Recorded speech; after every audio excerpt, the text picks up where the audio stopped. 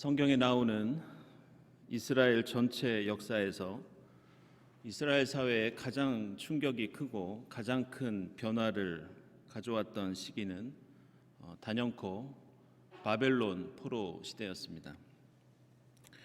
일반적으로 이스라엘 역사를 포로기 이전 시대와 또 포로 시대 그리고 포로 이후 시대로 나눌 정도로 이 바벨론 포로기는 하나의 역사적인 기준점이 되었습니다.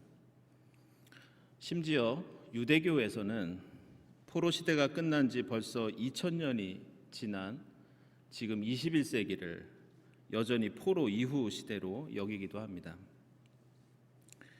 지금 우리가 속해 있는 기독교와 유대교의 교리적인 바탕과 체계도 상당 부분 바로 이 바벨론 포로 시대의 기초가 놓인 것입니다. 아이러니컬하게도 포로가 되어 여러 나라로 흩어진 이스라엘의 디아스포라 덕분에 기독교와 유대교는 하나의 민족 종교가 아니라 세계 종교가 될 수 있었습니다. 바벨론이라는 제국에 의해서 전쟁에 패배하고 이스라엘은 포로가 되었지만 생각해보면 전쟁과 폭력이 이스라엘에게 드문 일은 아니었습니다.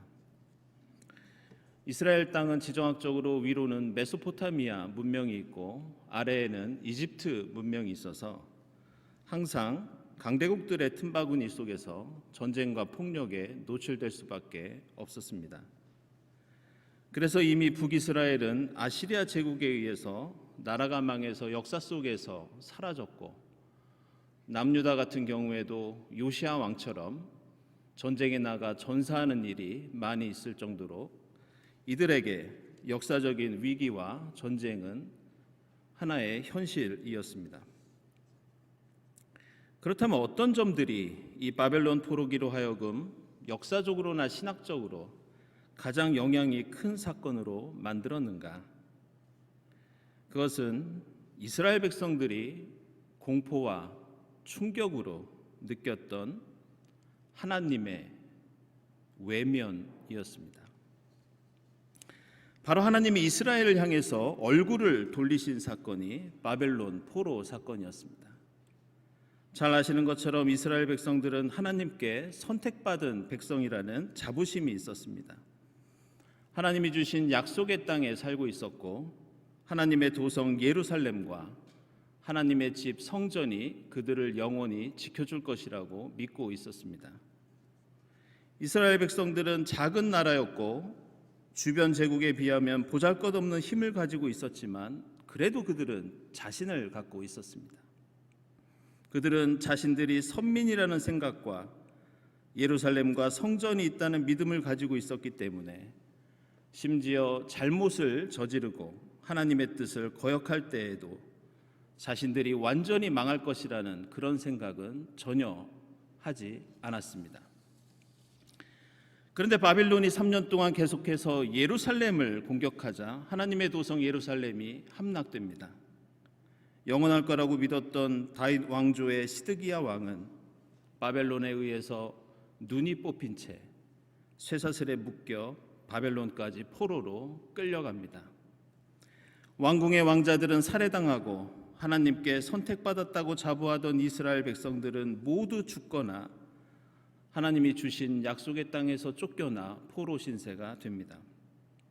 가장 충격적이었던 것은 하나님이 살고 계신다고 믿었던 그 성전이 하루아침에 돌무더기가 된 일이었습니다. 그리고 이스라엘 백성들은 결국 바벨론 땅에서 무려 70년 동안이나 나라를 잃고 포로로 지내게 됩니다. 처음 끌려왔던 세대는 세상을 떠나고 바벨론에서 태어나거나 아주 어린 나이에 그곳으로 끌려온 사람들만 포로 생활을 마치고 다시 약속의 땅으로 돌아올 수 있었습니다. 오늘 우리가 함께 읽은 이 에스라기 말씀은 이렇게 뉘우치고 한탄하며 보냈던 바벨론에서의 생활을 마치고 다시 고향 땅으로 돌아온 이스라엘 백성들이 어떻게 자신의 공동체를 다시 재건하였는지 보여주는 그런 대목입니다. 우리는 그들이 고향 땅으로 돌아왔을 때 어떤 심정을 가지고 있었는지 쉽게 상상할 수 있습니다. 포로 생활을 끝냈다는 기쁨과 안도감이 컸겠지만 다른 한편으로는 모든 것이 무너져 내려버린 폐허가 된 예루살렘을 바라보았을 때 그들의 슬픔과 안타까움은 우리가 상상도 하지 못할 것입니다.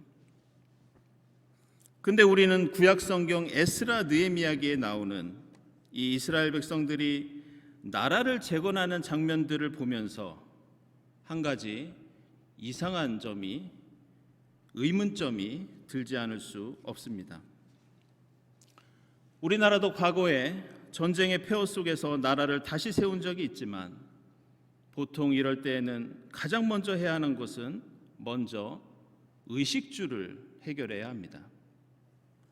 포로 생활에서 돌아왔을 때 이스라엘 땅에는 먹고 살아야 하는 기본적인 국가 인프라가 전혀 없었습니다. 그렇다면 당연히 먼저 집을 짓고 도로를 깔고 밭을 일구면서 무엇을 먹을까, 무엇을 입을까 걱정해야 하는 것은 이들에게 당연한 일이었습니다. 정치적인 안정과 경제적인 부흥과 군사와 치안의 회복 없이는 다시 외세에 의해서 나라가 위험에 처할 수도 있었고 백성들이 크게 동요하거나 반란을 일으킬지도 모르는 그런 상황이었습니다. 그런데 오늘 에스라기는 우리에게 놀랍고 기이한 장면을 보여주고 있습니다. 포로에서 돌아온 이스라엘이 다른 무엇보다 모여서 하나님께 예배부터 드리고 성전부터 다시 세우는 장면이 바로 오늘 우리가 함께 읽은 말씀입니다.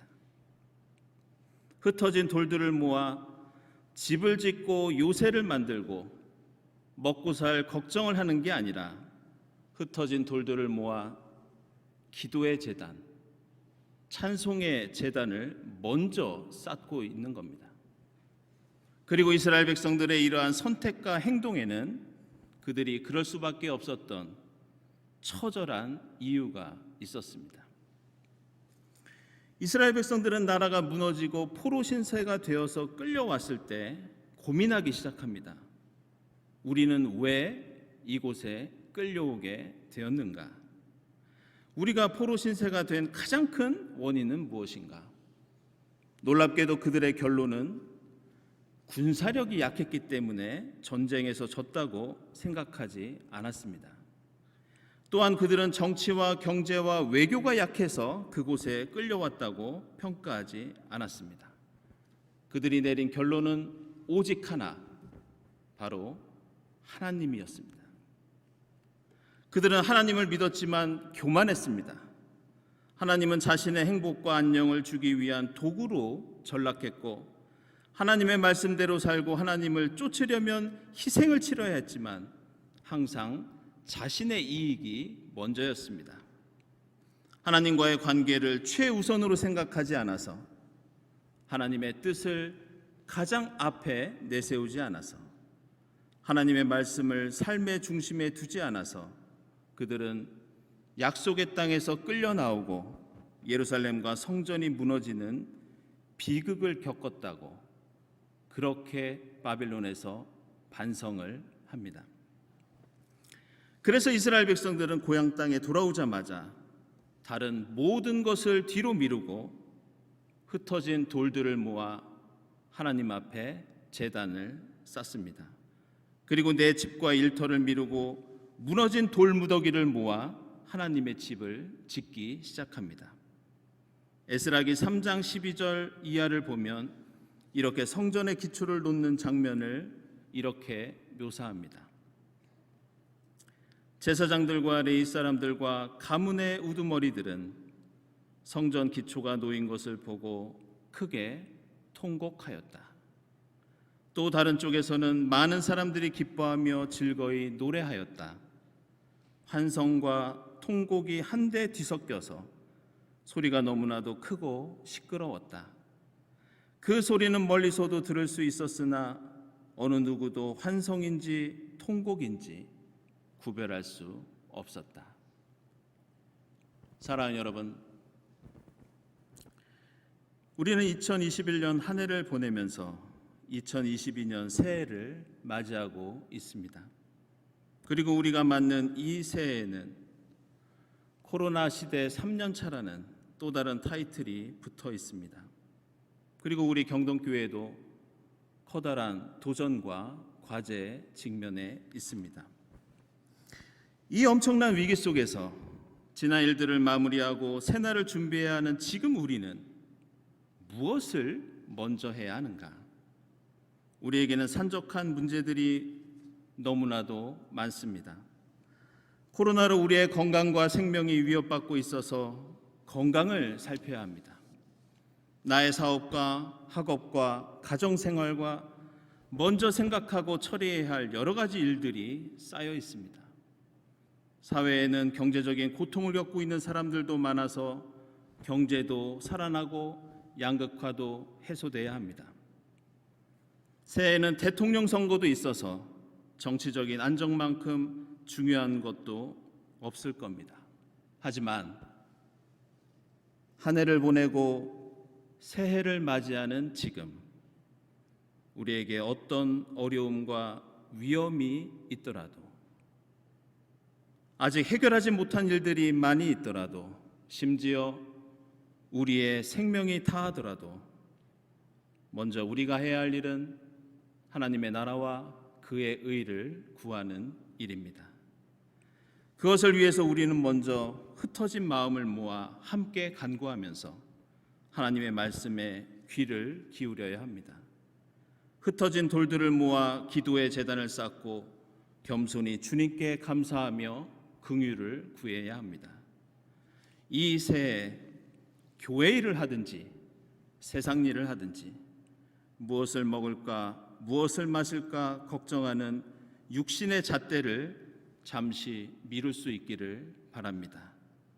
먼저 주님을 만나 주님 말씀에 귀 기울이며 하나님의 나라와 그의 의를 구할 때 우리는 주님 안에서 새로운 피조물이 되고 하나님께서 그 모든 것을 이 새해 우리에게 더하여 주실 줄로 믿습니다.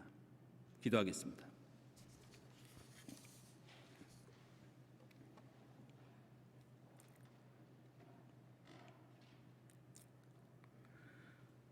하나님, 힘들었던 지난 한 해 주님께서 인도해 주셔서 여기까지 올 수 있었습니다. 하나님, 감사합니다. 하나님, 새해에도 저희의 목자가 되어 주셔서 힘들 때마다 손잡아 주시고 어려울 때마다 말씀으로 위로해 주시고 힘을 내려 주시옵소서.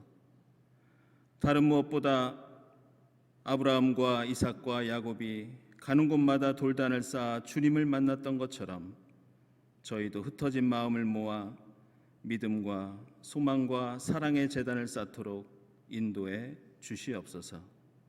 예수 그리스도의 이름으로 기도드리옵나이다. 아멘.